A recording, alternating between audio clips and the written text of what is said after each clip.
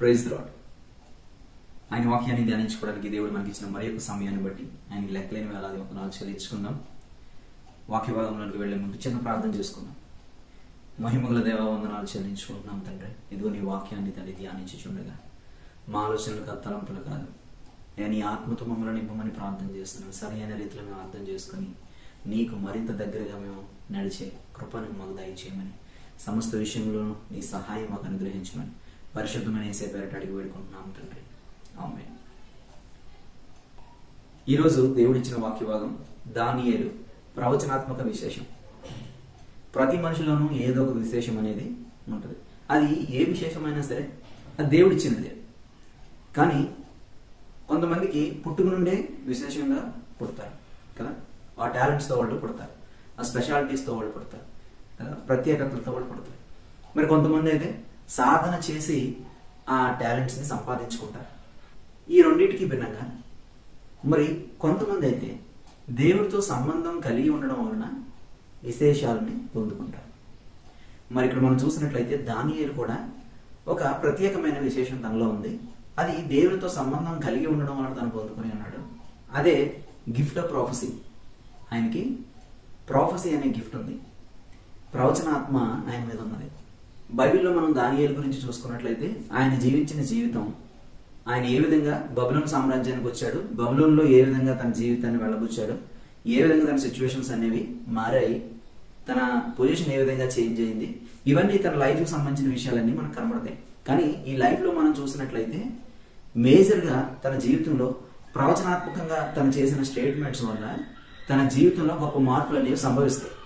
మరి తను చేసిన ఈ ప్రవచనాత్మకమైన విశేషాలన్నీ కూడా తను సొంతంగానే చేశాడా అంటే దేవుడితో సంబంధం కలిగి ఉండడం వల్ల అవన్నీ తనకి ప్రాప్తించాయి. దానియేలు గురించి బైబిల్లో మనకు వివరించడం వల్ల మనకి లాభం ఏంటి? ఎందుకని దేవుడు దానియేలు గురించిన వివరణ పెట్టాడు అంటే, ఒకటి మనకి భవిష్యత్ జ్ఞానం గురించి దేవుడు హెచ్చరిస్తున్నాడు. ఇంకొకటి దానియేలు యొక్క స్వభావాన్ని మనం తెలుసుకోవాలి. ఎందుకంటే దేవుడికి ప్రియముగా ఉండే స్థితి దానియేలులో ఉంది కదా. దేవుడు దానియేలుని ప్రియమైన వాడు అని పిలిచాడు. నువ్వు అతి ప్రియుడు కాబట్టి దీనికి సమాధానం వచ్చింది అని దోత చెప్తూ ఉంటుంది. అంటే దేవుడు అతి ప్రియంగా దానియేలుని ఎంచాడు కనుక దానియేలు యొక్క స్వభావం మనం నేర్చుకోవాల్సి ఉంది. దానియేలు స్వభావం దేవుడికి ఇష్టమైనది. సో దాని గురించి దానియేలు అనే గ్రంథం మనకు అవసరం. బైబిల్లో అది ఎందుకు చేర్చబడింది అంటే భవిష్యత్ జ్ఞానాన్ని గురించిన విషయాలు దానిలో ఉన్నాయి. అలాగే దేవునికి సన్నిహితంగా ఉండే సంబంధం కలిగిన వ్యక్తిని గురించి విషయాలు మనకి తెలియడానికి కూడా అది రాయబడి ఉంది.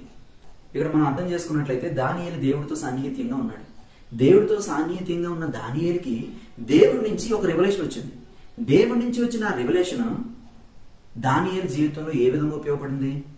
దానియేలు దేవుని యొక్క ఐడియాస్ని, దేవుని యొక్క ఫ్యూచర్ ప్లాన్స్ని ఆయన తెలుసుకున్నాడు కదా. ఆయన అనుభవించలేదు, అందులో ఆయన లేడు. కానీ ఫ్యూచర్ ప్లాన్స్ ఏంటనేవి ఆయనకి తెలిసింది. ప్రజెంట్ తన జీవితంలో ఉన్న కింగ్స్ విషయంలో ఏం జరుగుతుంది, వాళ్ళని ఎట్లా గైడ్ చేయాలి, వచ్చే కింగ్స్ని ఎట్లా గైడ్ చేయాలి, ఇలా కొన్ని విషయాలు ఆయన జీవితంలో జరిగాయి. ప్రవచనాత్మకంగా కొంత ఆయనకు ఉపయోగపడింది, మిగిలింది చాలా వరకు కూడా దేవుడు మనకు ఉపయోగపడేలాగా దానియేలుని నడిపించాడు. అంటే దానియేలు తనకున్న విశేషమైన ఈ ప్రవచనాత్మ వలన దానియేలు పొందుకున్న ప్రతిఫలము మనం కూడా అనుభవిస్తున్నాం. ప్రవక్త యొక్క ఫలాన్ని మనం కూడా అనుభవిస్తున్నాం కదా. దానియేలుని గురించి చదువుకుంటున్నాం కనుక దాని యొక్క ఫలాన్ని మనం కూడా అనుభవిస్తున్నాం కదా. ఆయన ద్వారా వివరింపబడిన విషయాలు మనం కూడా తెలుసుకున్నాం. ఆయన యొక్క జీవితం మనకి ఒక పాఠంగా మారింది. అలా అయితే ఇక్కడ మేజర్గా మనం నేర్చుకోవాల్సింది ఏంటంటే, దానియేలు జీవితంలో మనం చూసినట్లయితే కల్దీయులకు రాజు అయిన నెబుకద్నెజరు, బబులోను సామ్రాజ్యానికి రాజు అయిన నెబుకద్నెజరు ఈ దానియేలు వాడి బ్యాచ్ అందరినీ యూదా దేశం నుంచి తీసుకుని వచ్చేస్తారు చెరలోనికి. తీసుకుని వచ్చిన తర్వాత వీళ్ళని ట్రైన్ చేస్తారు. వీళ్ళని ట్రైన్ చేసిన తర్వాత ఒకనొక సమయంలో రాజుకు వచ్చిన కళని వివరణ కోసం వాళ్ళ జ్ఞానులందరినీ పిలిచినప్పుడు రాజు వాళ్ళ యొక్క కుయుక్తిని ఎరిగి నేను కళ మర్చిపోయానని చెప్పి, నువ్వు కళ చెప్పి దానికి ఆన్సర్ చెప్తే నువ్వు నిజమైన జ్ఞానం అని చెప్పి వాళ్ళందరికీ చెప్పి, ఒకవేళ కళ చెప్పకపోతే కనుక మీరు మరణిస్తారని చెప్తాడు.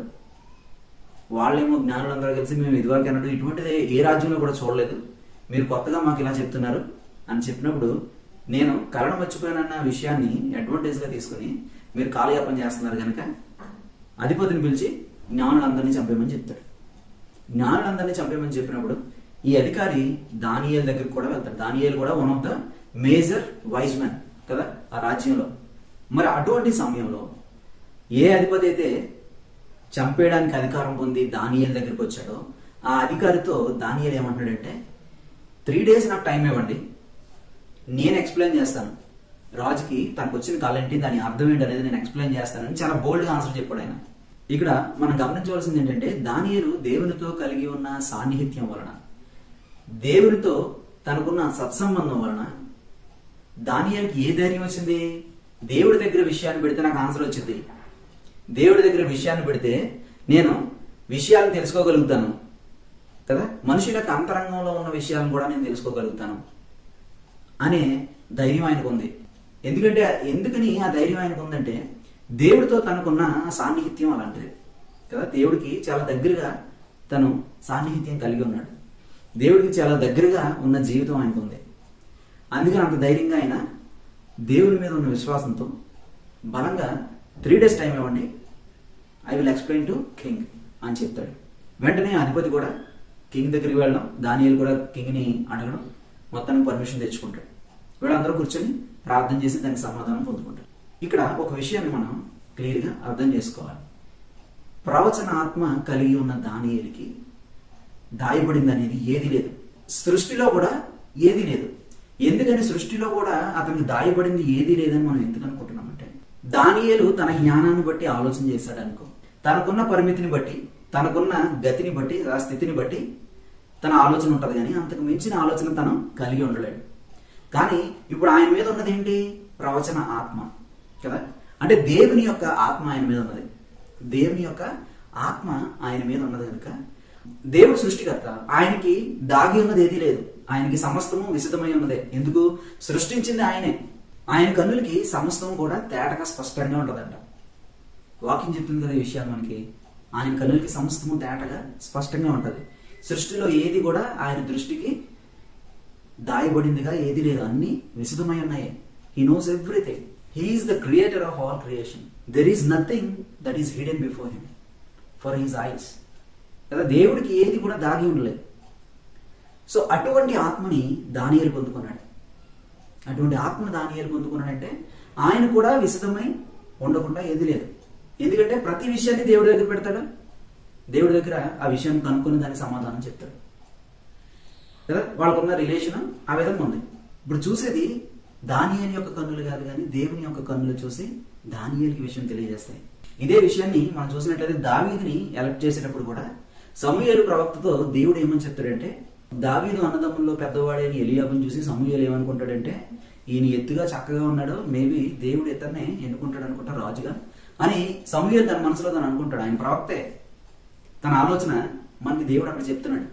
ఆయన అనుకునేది ఏంటి? పై రూపాన్ని చూసి, పై అతని యొక్క రంగుని ఎత్తుని చూసి, ఓకే రాజు అంటే ఇట్లాగా ఎత్తుగా అందంగా ఉండాలి అని సమూయేలు అనుకున్నాడు. కానీ దేవుడు అంటే ఏం చెప్తున్నాడు? మనుషులు పై రూపాన్ని చూస్తారు కానీ నేను అంతరంగాన్ని చూస్తాను అని చెప్పి సమూయేలు ప్రవక్తతో దేవుడు చెప్తున్న మాటలో మనం చూస్తాం. సమూయేలు గ్రంథంలోనే ఉంటుంది. ఆయన అంతరంగాన్ని చదివే వ్యక్తి, సృష్టి అంతా ఆయనకు తెలిసినదే. సో అదేవిధంగా దానియేలు కూడా దేవుని ఆత్మను పొందుకొని రాజు యొక్క విషయాలని, రాజు యొక్క కళని వివరించి దానికి సమాధానం చెప్తున్నాడు, దాని యొక్క భావాన్ని చెప్తున్నాడు. దేవుడి దగ్గర నుంచి పొందుకున్నాడు ఆయన. అక్కడ మనం క్లియర్ గా అబ్జర్వ్ చేస్తే దానియేలుకి దేవుడికి చాలా క్లోజ్ రిలేషన్ ఉంది కదా. రిలేషన్ ఉంది. అట్ ద సేమ్ టైం దానియేలు దేవుడిని చాలా గౌరవిస్తున్నాడు. దేవుని యొక్క గ్లోరీని ఆయన దొంగిలించలేదు. బేసిక్గా ఎప్పుడు కూడా దానియేలు దేవుని యొక్క మహిమను దొంగిలించలేదు. ఆయనకి ఎప్పుడు హయ్యర్ పొజిషన్ ఇస్తూనే వచ్చాడు ప్రతి విషయంలో కూడా. దానియేలు గ్రంథంలోనే 2వ అధ్యాయము 28వ వచనం చూసినట్లయితే అక్కడ ఈ విధంగా ఉంటది. అయితే మర్మములను బయలుపరచగల దేవుడు ఒకడు పరలోకమందు ఉన్నాడు. దేవుణ్ణి రాజు ముందు పెడుతున్నాడు. He's my god. ఈయనే సీక్రెట్స్ అన్ని కూడా రివీల్ చేయగల శక్తిమంతుడు. ఈయనే నాకు విషయాలు చెప్తున్నాడు.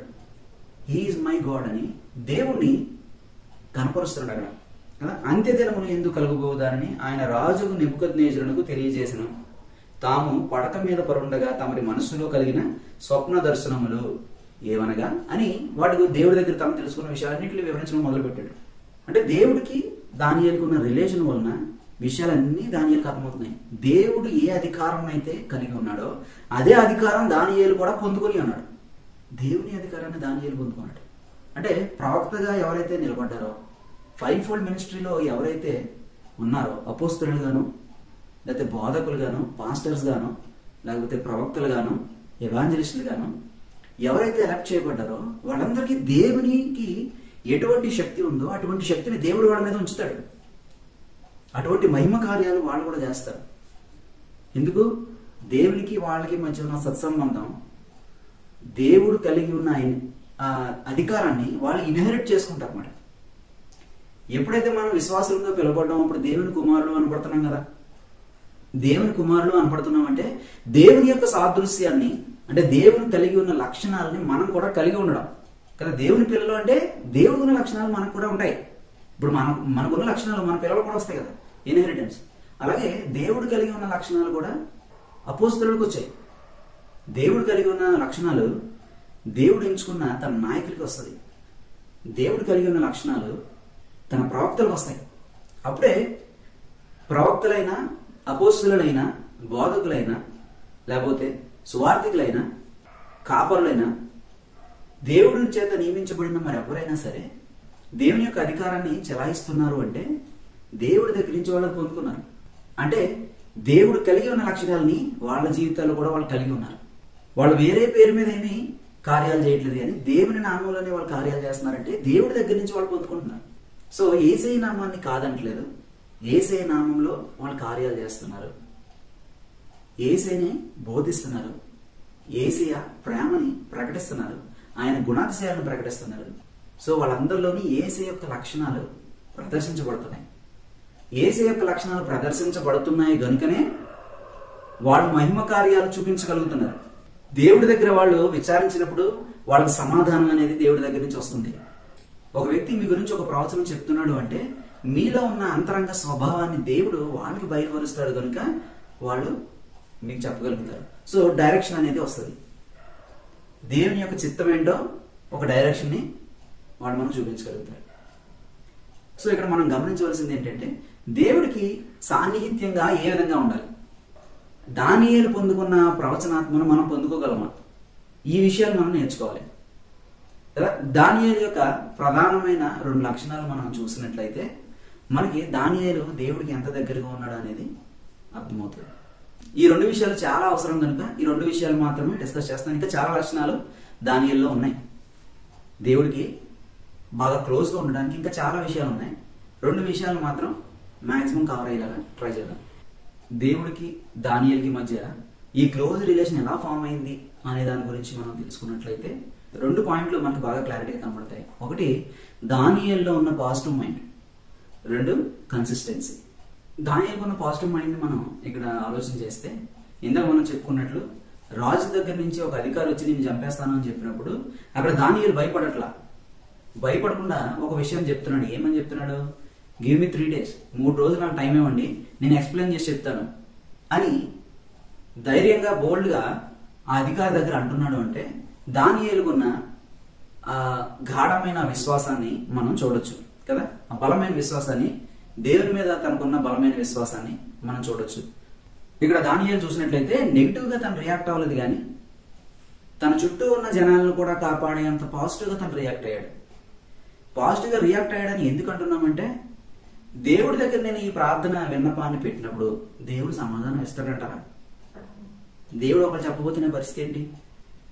ఇలాంటి ఏం ఆలోచించలేదు ఆయన పాజిటివ్ గా ఒకటి ఆలోచిస్తున్నాడు, నేను దేవుడి దగ్గర విషయాన్ని పెడతాను, ఆయన నాకు చెప్తాడు. సో చాలా పాజిటివ్ గా తన ఆలోచన ఉంది. పాజిటివ్ గా ఉన్న ఆలోచన వెనుక దేవుడి మీద తనకున్న గాఢమైన బలమైన విశ్వాసం కూడా మనకు కనబడుతుంది కదా. విశ్వాసం చాలా బలంగా ఉంది ఆయనకి. ఎందుకు బలంగా ఉందంటే, తన జీవితంలో దేవునితో పాటు తను నడుస్తున్న విధానాన్ని బట్టి తనకు ఆ బలమైన విశ్వాసం ఫామ్ అయింది కదా. దేవుణ్ణి తెలుసుకున్నాడు, దేవునితో నడుస్తున్నాడు, దేవుని యొక్క మాటలను తనలో ధ్యానించుకుంటున్నాడు. అది ఏ విధంగా పెట్టుకుంటున్నాడు? కన్సిస్టెన్సీ. అంటే అది ఎప్పుడు తను విడిచిపోవట్లే, దాన్ని ఎప్పుడు పట్టుకునే ఉంటున్నాడు. ఆయన ప్రతిరోజు 3 సార్లు ప్రార్థన చేస్తాడంట. ఎవ్రీడే 3 times ప్రేయర్ చేస్తాడంట. ఆయన 3 times ప్రేయర్ చేసి అనేది ఎప్పుడైనా ఆపుతున్నాడు అంటే ఆపట్లేదు. ఎందుకు ఆపట్లేదు? ఈవెన్ రాజు ఒక శాసనాన్ని రాసినా సరే ఆయన ఆపలేదు. ఆపకుండా దేవుణ్ణి రోజుకి 3 times ప్రేయర్ చేస్తూనే ఉన్నాడు ఆయన. రాజు యొక్క శాసనం అంటే దాన్ని ఎవరైతే అతిక్రమించారో వాళ్ళకి మరణశిక్ష విధింపబడుతుందని ఆ శాసనంలో ఉంటది. అది తెలిసినా కూడా ఆయన ఎక్కడ దేవుని యొక్క విషయాన్ని పక్కన పెట్టాల. దేవుడి దగ్గర కన్సిస్టెన్సీ అనేది మెయింటైన్ చేస్తూనే వచ్చాడు. ఎక్కడ ఆపలేదు ఆయన. దేవునితో తనకున్న సంబంధాన్ని కంటిన్యూ చేస్తూనే ఉన్నాడు. ఇక్కడ దేవునితో సంబంధం కంటిన్యూ చేయడం వల్ల ఎందుకు అంత బలమైన రిలేషన్ ఏర్పడింది అని అంటే, మోషే ఇజ్రాయేల్ అందరినీ ఐగుప్తు యొక్క ఆ చెర నుంచి విడిపించి బయటికి తీసుకొచ్చి దేవుడితో మాట్లాడుతున్నప్పుడు దేవుడు ఏమంటాడంటే, ఒక మందిరాన్ని కట్టండి, ఒక గుడారాన్ని వేయండి, అందులో నేను నా సన్నిధి ఉంటది, సో మీ మధ్య నేను నివసిస్తాను అని చెప్పి, మీ మధ్య నివసిస్తున్నాను కనుక మీకు ఇటువంటి పనులన్నీ మీరు చేయాలని చెప్పి కొన్ని నియమాలు నిబంధనలు అన్ని పెడతాడు. ఎందుకంటే పవిత్రత కలిగి ఉండాలి. ఆయన దగ్గర అపవిత్రత అనేది పనిచేయదు కనుక, పవిత్రత కలిగి జనాలందరూ ఆయన సన్నిధిలో ఉండాలి కనుక, వాళ్ళిద్దరి మధ్య ఒక సరైన రిలేషన్ ఫామ్ అవ్వాలి కనుక దేవుడు కొన్ని నియమ నిబంధనలు అనేవి ఇవ్వడం జరుగుతుంది. ఆ నియమ నిబంధనలు ఇచ్చినప్పుడు అక్కడ దేవుడు బలిపీఠం గురించి కూడా చెప్తాడు. బలిపీఠం చెప్పి ఆ బలిపీఠం మీద అనుదిన దహన బలి, ఉదయకాల నైవేద్యం, సాయంకాల నైవేద్యం, ఇలాగా దేవునికి ఆరాధన చేయవలసిన క్రమాలు కొన్ని ఆయన ఎక్స్ప్లెయిన్ చేస్తాడు. దేవుని సన్నిధిలో ఆరాధన క్రమాలు ఏ విధంగా జరగాలి, ఈ నియమ నిబంధనలన్నీ కూడా తోరాలో ప్రత్యేకించి లేవీలకి రాయబడి ఉంటుంది. ఎందుకు? అందరూ దేవుడి సన్నిధిలోకి వెళ్ళలేరు కానీ అక్కడ ఎవరైతే యాజకులుగా ఉన్నారో వాళ్ళు మాత్రమే ఆయన సన్నిధిలోకి ప్రవేశం ఉంది.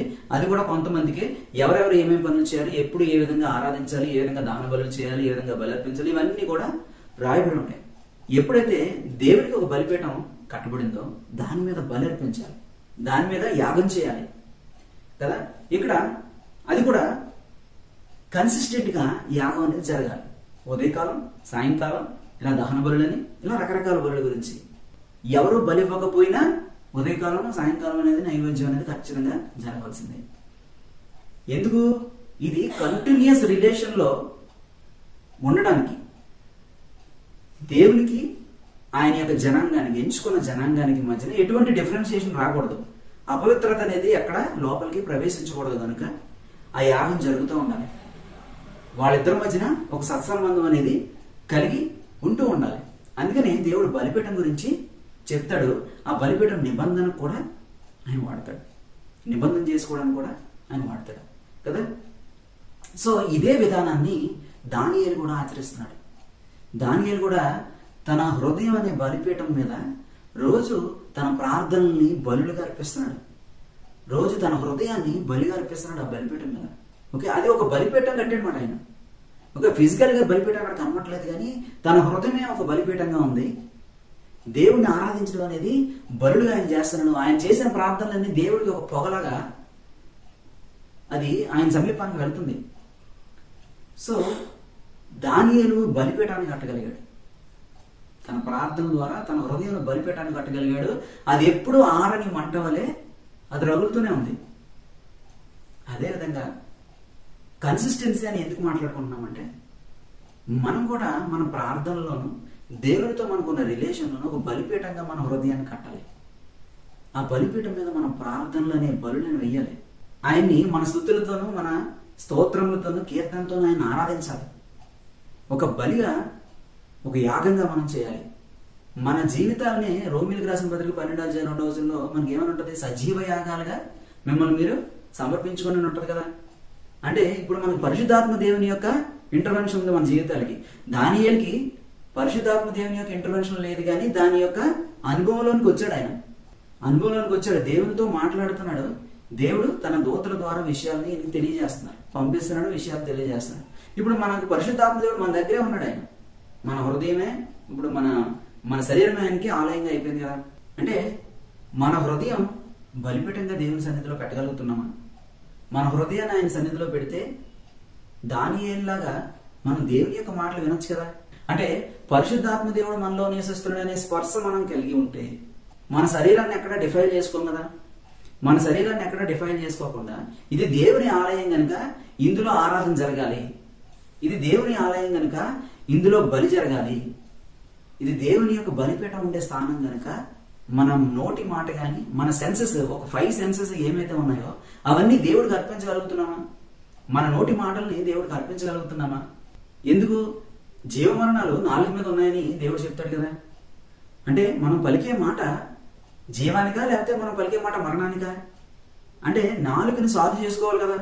అంటే దేవుని దాన్ని అర్పించాలి. మన సెన్సెస్, మన శరీరం అంతా కూడా దేవునికి సంబంధించిన శరీరంగా ఉండాలి. ఎక్కడ డిఫైన్ చేసుకోకూడదు, ఎక్కడ అపవిత్రత రానివ్వకూడదు. ఇక్కడ మనం చేసే క్రియలు కనబడుతున్నాయా అంటే మనం చేసే క్రియల వలన మనం రక్షింపబడలేదు, కానీ ఆయన యందు మనం విశ్వాసం చూపించడం మహాకృప వలన మనం రక్షణలోకి వచ్చాం. ఓకే, మనం విశ్వాసం చూపించడం కూడా దేవుడు తను ఆకర్షించడాన్ని బట్టే అది జరుగుతుంది. ఆయన ప్రతి ఒక్కరిని ఆకర్షిస్తున్నాడు కదా. అప్పుడు ప్రతి ఒక్కరి మీద ఆయన కృప చూపిస్తున్నాడు కదా. ఇందులో ఎవరికి ఏ అతిశయం ఉండదు, వాడు చేసిన కార్యాల వల్ల అతిశయం ఉండదు. కానీ ఒకసారి నువ్వు దేవుడిని తెలుసుకున్న తర్వాత దేవుడికి ఇష్టమైన పనులు చేయడానికి నువ్వు ఇష్టపడాలి కదా. ఎందుకంటే ఆయన శుద్ధుడు, మనం కూడా శుద్ధులుగా ఉండాలి. ఆయన శుద్ధుడు కనుక మనం కూడా శుద్ధత కలిగి ఉంటే దేవునికి ఎలా అయినా ఉంటాం.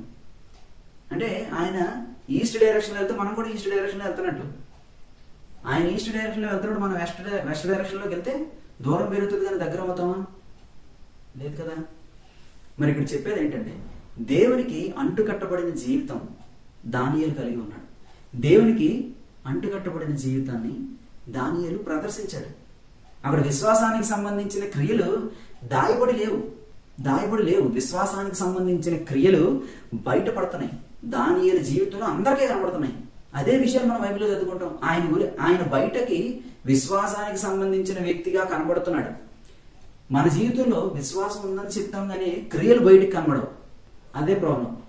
ఇక్కడ క్రియల గురించి ఎందుకు మాట్లాడుకుంటున్నామంటే క్రియలు లేని విశ్వాసం మృతం అని మనకు తెలుసు కాబట్టి, దేవుడు శుద్ధుడు కాబట్టి మనం కూడా శుద్ధత కలిగి ఉండవలసిన వారం కాబట్టి, దేవుడు మనని లోకం నుంచి సెపరేట్ గా పిలిచాడు కాబట్టి, మనం సెపరేట్ అయిన వ్యక్తులుగా మనం తెలియబడాలి కాబట్టి, దేవునికి విధేయత కలిగిన వారుగా ఉండాలి కాబట్టి, దేవుని యొక్క పరిచర్యకు మన యొక్క శరీరాన్ని మనం వాడతాం కాబట్టి, ఈ అన్ని విషయాలు దేవుడికి మనం ఎలా అయినా ఉంటే దేవుడి యొక్క వాయిస్ని మనం వింటాం.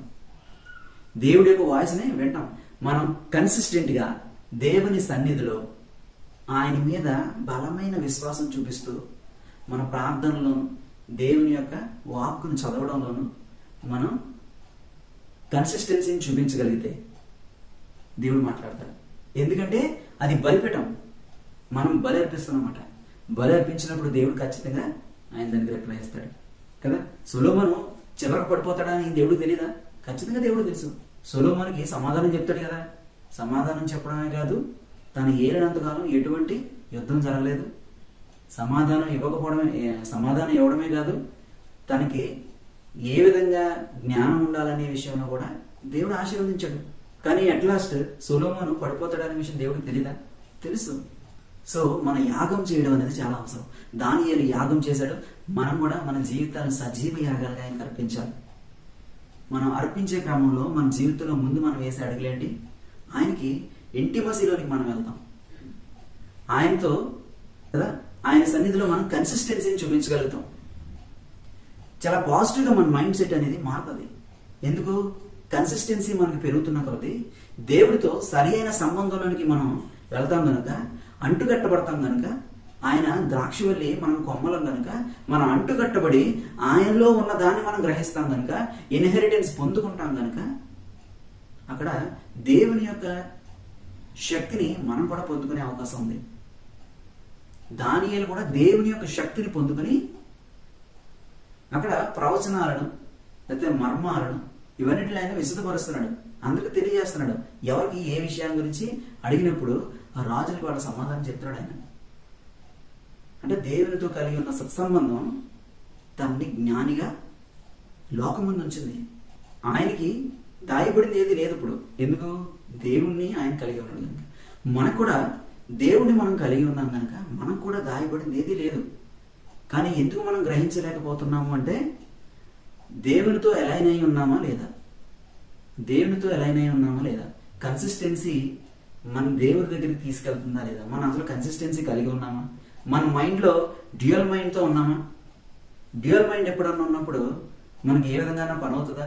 అందుకని యాకోబు పత్రికలో ద్వంద్వ వైఖరి కలిగిన వారి విషయంలో ఆయన ఒక మాట చెప్తూ ఉంటాడు. ఇక్కడ యాకోబు పత్రిక 4వ అధ్యాయం 8వ వచనంలో మనం చూసినట్లయితే అక్కడ ద్వంద్వ వైఖరి గురించి ఏ విధంగా ఉందనేది మనం అర్థం చేసుకోవచ్చు. యాకోబు పత్రిక 4వ అధ్యాయం 8వ వచనంలో చూసినట్లయితే, దేవుని యొద్దకు రండి, అప్పుడు ఆయన మీ యొద్దకు వచ్చును. ఈయన కూడా దేవునికి ఎలా అయినా ఉండండి, అప్పుడు ఆయన యొక్క ఆలోచనలు మీకు తెలుస్తాయి. దేవుడు కూడా మీ దగ్గరికి వస్తాడు. ఓకే, దేవుని యొద్దకు రండి, అప్పుడు ఆయన మీ యొద్దకు వచ్చును. పాపులారా, మీ చేతులను శుభ్రం చేసుకునుడి. అంటే మనం చేసే పనుల విషయంలో అక్కడ భక్తుడు మాట్లాడుతున్నాడు. మీ చేతులు శుభ్రం చేసుకోండి. ద్విమనస్కులారా, మీ హృదయములను పరిశుద్ధపరచుకోండి. మనం దేవుని దగ్గరికి వచ్చేటప్పటికి ఏదైనా విషయాన్ని గురించి విశ్వసించాలంటే మన హృదయం రెండుగా చీలిపోద్ది. ఒకటి అవుతుందా, రెండు అవదా, అవుతుందా అవదా, డైలమా అక్కడే. ఇప్పుడు దేవుని దగ్గరికి ఏదైనా స్వస్థత గురించి కానీ, లేకపోతే విడుదల గురించి కానీ, మనసులో మార్పు గురించి కానీ, మనకున్న చెడ్డ అలవాట్లను వదిలించుకోవడానికి కానీ దేవుడి దగ్గరికి వెళ్ళినప్పుడు విశ్వాసం అనేది ఏ విధంగా ఉంటుందంటే అవుతుందా అవదా, అసలు ఈ సేవకుడికి శక్తి ఉందా లేదా, మన హృదయంలో వచ్చే ఆలోచనలు అన్నమాట. మన హృదయంలో వచ్చే ఆలోచనలు అంటే ద్విమనస్కులుగా ఉంటామన్నమాట. పూర్తిగా దేవుడిని నమ్మని స్థితి. ఇక్కడ అలా రెండు విధాలుగా దానియేలు మనకు కనబడ్డాం. దానియేలుకి ఒకటే, he's so positive, he's very positive. ఆయన ముందుకి ఏ సిచ్యువేషన్ వచ్చినా సరే దేవుడి దగ్గర నేను సమాధానం పొందుకుంటాను అనే బలమైన విశ్వాసం తనకు ఉంది. దాని వెనకాల తన జీవితం దేవునితో ఒక కన్సిస్టెన్సీలో కట్టబడి ఉంది. సో మనం కూడా కన్సిస్టెన్సీ కలిగి దేవుని సన్నిధిలో రోజు మనం అన్నం తింటాం కదండి. రోజు అన్నం తింటాం, నీళ్ళు తాగుతాం. ఇందులో ఎప్పుడు ఏది పడకపోయినా మనకు బాధే.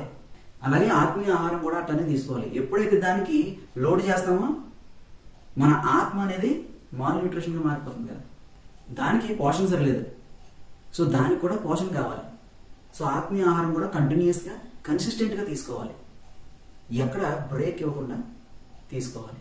సో దానియేలులో మనం గమనించిన విషయాలు, he's very positive minded. And ఇంకొక విషయం ఏంటి, ఆయన కన్సిస్టెన్సీ అనేది కరెక్ట్గా ఉంది కదా, ఎక్కడ ఆయన డివియేట్ అవ్వట్లేదు. ఈ రెండు విషయాలు దేవుడితో రిలేషన్లోనికి ఆయన వస్తూ ఉన్నప్పుడు దేవుడితో సత్సంబంధం అనేది ఏర్పడింది, అన్యోన్యత అనేది ఏర్పడింది, సాన్నిహిత్యం ఏర్పడింది. సో ఇప్పుడు దేవుడితో ఆయన మాట్లాడినప్పుడు ఆయన కూడా తిరిగి మాట్లాడుతున్నాడు. దేవుడితో ఎప్పుడైతే ఈయన మాట్లాడాడో దేవుడు సమాధానం ఇచ్చినప్పుడు ఆ సమాధానం ఆయన చెవులకు వినపడుతుంది, ఆయనకి కనబడుతుంది, ఆయన సమాధానం కనబడుతుంది. కళ రూపంలోనో, వ్యసన రూపంలోనో, లేకపోతే మాట రూపంలోనో వినపడుతుంది. ఏదో రకంగా వాళ్ళకి కమ్యూనికేషన్ అనేది జరుగుతుంది. సో దేవుడు అప్పుడు దానియేలుతో ఒకలా ఉండి ఇప్పుడు మనతో వేరేగా ఉంటున్నాడు అంటే కాదు, ఆయన ఎప్పుడు మారడం కదా, నిరంతరం ఏకరీతిగా ఉన్న వ్యక్తి ఆయన మారినవాడు. అంటే అప్పుడు దేవుడు దానియేలుతో మాట్లాడుతున్నాడు అంటే ఇప్పుడు మనతో కూడా మాట్లాడతాడు. అంటే అక్కడికి ఇక్కడికి వచ్చిన డిఫరెన్స్ ఏంటంటే మనకి సంపూర్ణత ఉన్నా సరే, సంపూర్ణత అంటే పరిశుద్ధాత్మ శక్తి మన హృదయంలో నిలిచి ఉన్నా సరే మనం దేవునితో రిలేషన్లోనికి సంపూర్ణంగా వెళ్ళలేకపోతున్నాం. దేవుని యొక్క డైరెక్షన్లోనికి మనం ఎలా అయినా వెళ్ళలేకపోతున్నాం. ఇప్పుడు మనం రేడియో ఆన్ చేసాం అనుకోండి, మనకి ఏదైనా ఒక పర్టికులర్ ప్రోగ్రామ్ కావాలంటే దానికి సంబంధించిన ఫ్రీక్వెన్సీని సెట్ చేసుకుంటాం. ఎందుకు, ఎక్కడి నుంచి అయితే అది ప్రసారం అవుతుందో వాడికి ఒక ఫ్రీక్వెన్సీ చెప్తాడు. ఆ ఫ్రీక్వెన్సీ మనం ఇక్కడ మన రేడియోలో పెడితేనే అది కనెక్ట్ అవుతుంది. అప్పుడే మనకి అక్కడి నుంచి ప్రసారం అయినవి ఏమైతే వస్తున్నాయో ఇక్కడ మనకి రేడియోలో కనపడతాయి. సో విషయాలు అర్థం చేసుకోవడం ఏంటంటే దేవుడికి ఎలా అయి ఉంటే ఆ సేమ్ ఫ్రీక్వెన్సీతో దేవుడికి ఎలా అయి ఉంటే మనకు ఆయన చెప్పి మాట్లాడబడతాయి. మనం మాట్లాడే విషయాలు ఆయన దగ్గరికి వెళ్తాయి. మనలో దేవుని మీద ఏ ఆసక్తి లేకుండా, మనలో దేవుని మీద ఎటువంటి ఇష్టము లేకుండా మనం మాటలు ఆయన దగ్గరికి వెళ్ళాలంటే కష్టమే. ఎందుకు, 10th క్లాస్ మనం రాసేటప్పుడు, ఎగ్జామ్ రాసేటప్పుడు ఒక 100 మంది రాస్తుంటే 100 మందిలో ఎవరికి ఫస్ట్ వస్తాడో, ఎవడైతే బాగా రాస్తాడో వాడే ఫస్ట్ వస్తాడు. ఏమీ రాయనోడికి ఫెయిల్ అవుతాడు. దేవుడికి ఇష్టానుసారంగా మన ప్రార్థన ఉంటే, మన జీవితం కనబడుతుంటే he will listen, he will see కదా. ఆయన ప్రేమించిన వారిపై ఆయన దృష్టి ఉంటుంది. సో మనం గ్రహించవలసిన ఆయనకి ఎలా అయినా ఉండవలసిన జీవితాన్ని మనం గ్రహించాలి. సో దానియేలు కూడా ఇక్కడ ఆయనకి ఎలా అయినా ఉన్నాడు. ఇక్కడ ఎంత ఆసక్తిగా తను ఎలా అయినా ఉన్నాడంటే దేవుడు తనకి వచ్చిన విజన్స్ ని, తనకు వచ్చిన డ్రీమ్స్ కి అర్థం చెప్పడానికి దూతలను కూడా పంపించాడు. చిన్న చిన్న దూతలు రాలేదు అక్కడికి. గాబ్రియల్, మిఖాయల్ కదా, అటువంటి వాళ్ళని దేవుడు పంపించాడు ఆయనకి అర్థాన్ని చెప్పడానికి. ఎందుకు అంత ప్రియంగా దేవుడి సన్నిధిలో అతను ఉన్నాడు, అంతగా ఆసక్తి కలిగి దేవుణ్ణి వెతికాడు ఆయన. దేవుడు చెప్తూ ఉంటాడు కదా, ఇర్మియాతో ఏమంటాడు ఆయన, నువ్వు నన్ను వెతుకు, నేను నీకు కనబడతాను. ఏ విధంగా వెతికితే కనబడతాను? పూర్ణ హృదయంతో నన్ను వెతికితే నీకు కనబడతాను అని చెప్తాడు. పూర్ణ హృదయం ఎప్పుడు వస్తుంది? మనకి ఏదన్నా బాధ కలిగింది అనుకోండి, చాలా బాధ కలుగుతుంది అనుకోండి, మన పూర్ణ హృదయంతో మనం ఏడుస్తాం కదా. ఏదైనా మనకు సంతోషం కలిగింది అనుకోండి, పూర్ణ హృదయంతో మనం సంతోషిస్తాం. అందులో ఎక్కడ తక్కువ అవ్వదు. మన సెన్సేషన్లో, ఎమోషన్స్లోని మనం మన పూర్ణ హృదయాన్ని పెడుతున్నాం కదా. అటువంటిది మనకి ఎమోషన్స్ ఇచ్చిన దేవుణ్ణి ఆరాధించడానికి లేకపోతే ఆయన ఆశ్రయించడానికి పూర్ణ హృదయంతో మనం చేయలేము. ఎందుకంటే ఆయన కన్నా వేరే ప్రయారిటీస్ చాలా ఉంటాయి మన హృదయంలో. సో పూర్ణ హృదయంతో ఆయన ఆరాధిస్తే నిన్ను కనిపిస్తాను అని ఇర్మియాతో అంటూ ఉంటాడు. ఇక్కడ దావీదు రాసిన ఒక కీర్తన మనం గమనించినట్లయితే ఆయన హృదయం దేవుని కోసం ఎంత పరితపిస్తుంది అనేది మనకు అర్థమవుతుంది. కీర్తనలో 63వ అధ్యాయము, కీర్తన గ్రంథం 63వ అధ్యాయము 1-4 వచనాలు. దేవా నా దేవుడవు నీవే, వేకుమునే నిన్ను వెతుకుదును. ఉదయకాలంలో ఆయన వెతుకుతున్నాడంట. నీ బలమును నీ ప్రభావమును చూడవలనని పరిశుద్ధాలయమందు నేను ఎంతో ఆశతో నీ తట్టు కనిపెట్టుకొని ఉన్నాను. ఆయన సన్నిధిలో ఎప్పుడు ఆయన వెతుకుతూ ఆయన యొక్క బల ప్రభావాలని ఆయన ఎక్స్పీరియన్స్ చేయాలని తన కుతూహలంగా ఉన్నాడని చెప్తున్నాడు. ఉదయకాలాన్ని లేసి ఆయన వెతుకుతున్నాను అని చెప్తున్నాడు. నీళ్లు లేక ఉండి ఉన్న దేశమందు నా ప్రాణము నీ కొరకు తృష్ణకొని ఉన్నది, నీ మీద ఆశ చేత నిన్ను చూడవలని నా శరీరం కృషించుచున్నది.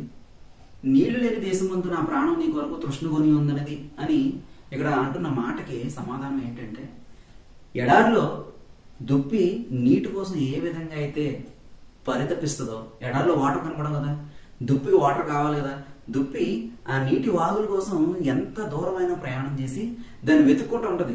ఎందుకంటే అది ప్రాణం. ఆ వాటర్ ఆ దుప్పికి ప్రాణాన్ని ఇస్తుంది. దుప్పి నీటి వాగుల కోసం ఏ విధంగా ఆశపడి వెతుకుతుందో అదే విధంగా దావీదు యొక్క హృదయం కూడా తృష్ణకొని ఉందంట. అంటే దేవుణ్ణి తెలుసుకోవడానికి, దేవుణ్ణి వెతకడానికి తన ప్రాణము ఆ పీకులాడుతుందంటారు చూసారా. అంతగా తన హృదయము దేవుని కోసం పరితపిస్తుంది.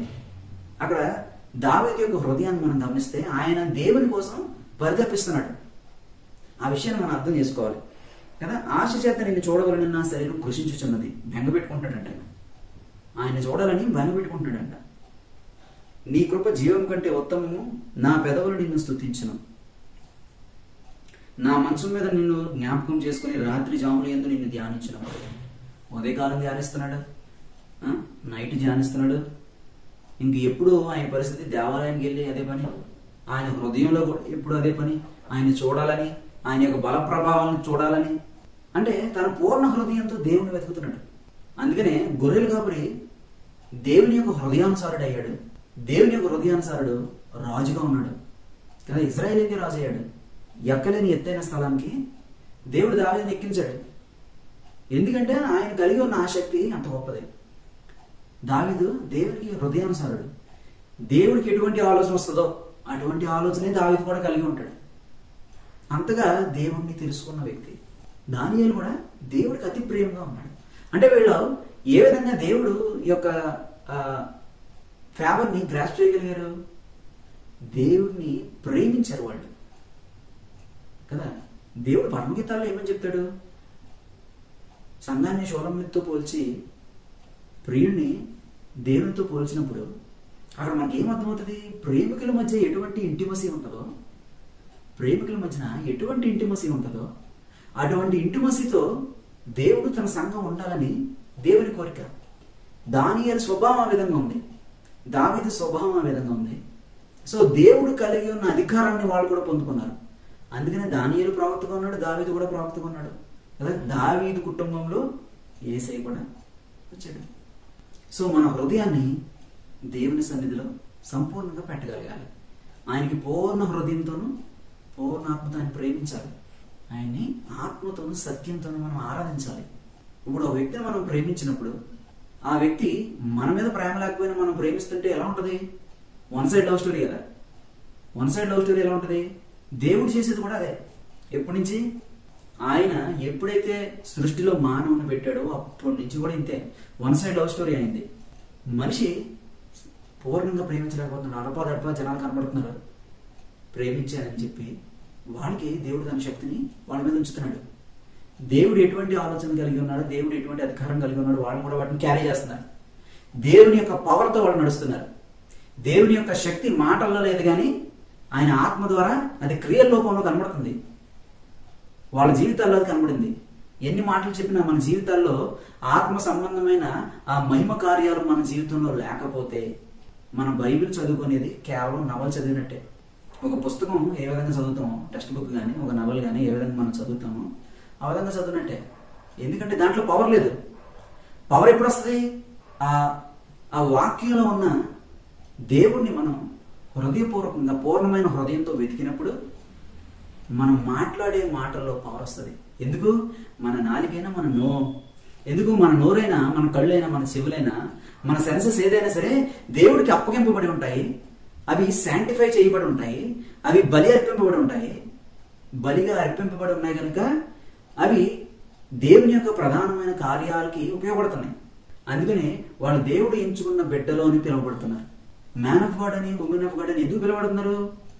దేవుని యొక్క అధికారానికి వాళ్ళు అప్పగించుకున్నారు. వాళ్ళ జీవితాన్ని సజీవ యాగాలుగా పెట్టారు. అందుకనే వాళ్ళు చదువుకున్న వాక్యము కేవలం బైబిల్లో అక్షర రూపంలో ఉండిపోలేదు కానీ వాళ్ళ జీవితంలో మహిమ రూపంలో కనపడుతుంది. సో దానియేలు జీవితంలో కూడా తను చదువుకున్న దేవునికి సంబంధించిన విషయాలు తన జీవితంలో క్రియల రూపంలో కనబడుతున్నాయి. క్రియల రూపంలో కనబడుతున్నాయి కనుక క్రియలు వ్యక్తమవుతున్నాయి, బయటకు కనబడుతున్నాయి. తను చేసే కార్యాల ద్వారా బయటకు కనబడుతున్నాయి, తను చూపించే ప్రవర్తన ద్వారా బయటకు కనబడుతుంది.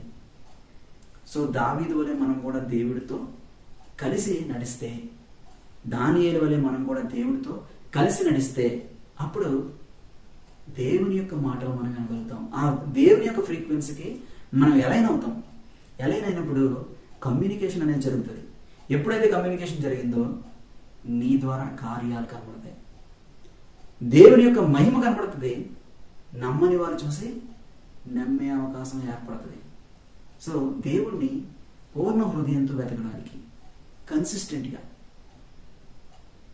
పాజిటివ్ మైండ్తో ఆ ఇంటిమసీలోనికి వెళ్ళడానికి ప్రయత్నం చేద్దాం. దయచేసి తలలో ఉంచుకోండి.